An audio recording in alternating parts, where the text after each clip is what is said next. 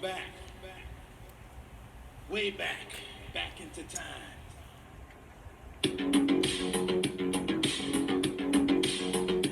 Yeah, what is the deal, everybody? What's poppin'? What's happening?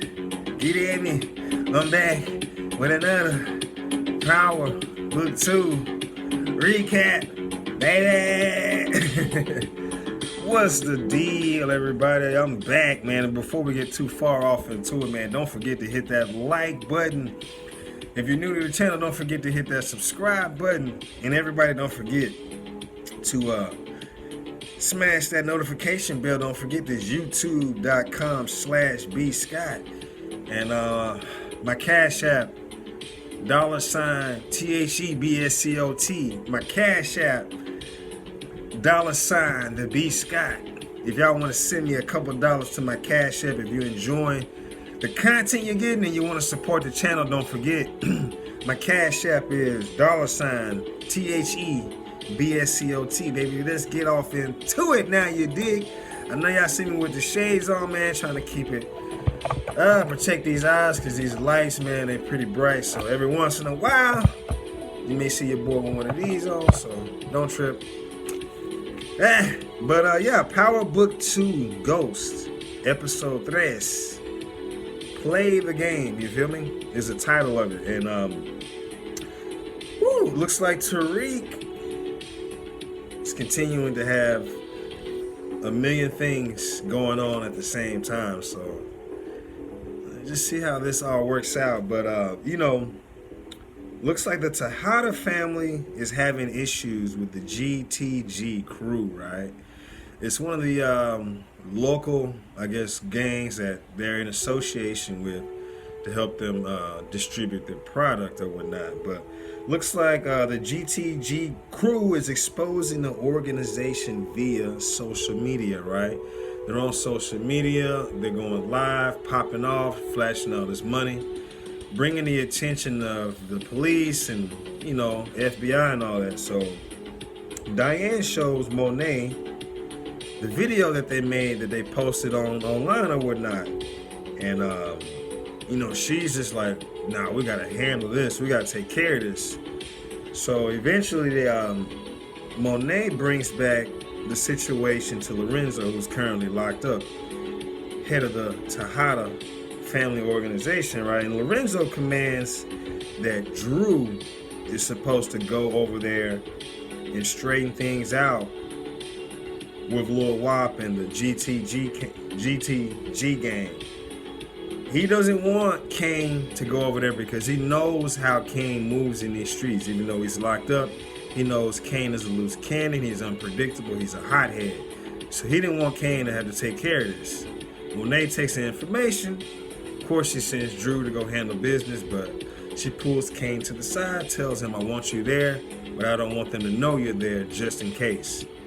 So, but Lorenzo mentioned that he owed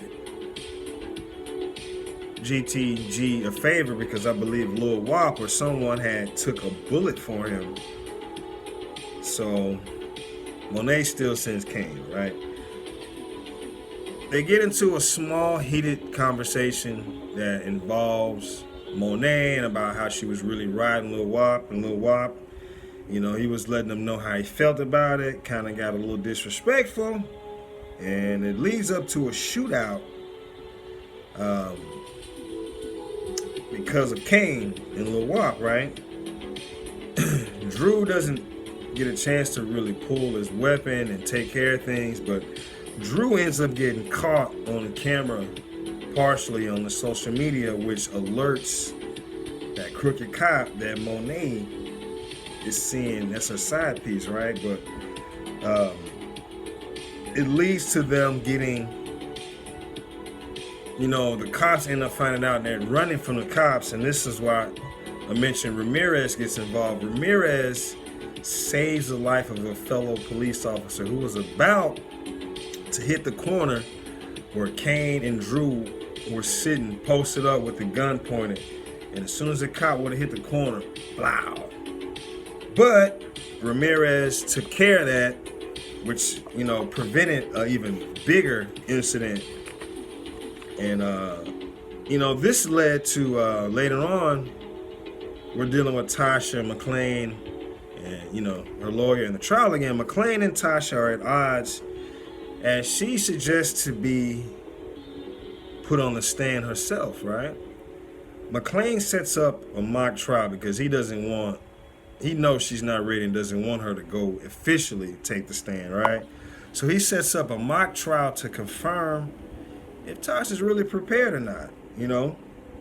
And to really kind of mix things up, McClain secretly hires Tamika, who was just recently fired by Tasha, to cross-examine Tasha during her testimony, during her second testimony, right? So Tasha does a decent job on her first portion, the first segment of the, you know, actually addressing the jury and addressing, you know, where she stands as far as her testimony. But the cross-examination, woo-wee, Tasha fails epically.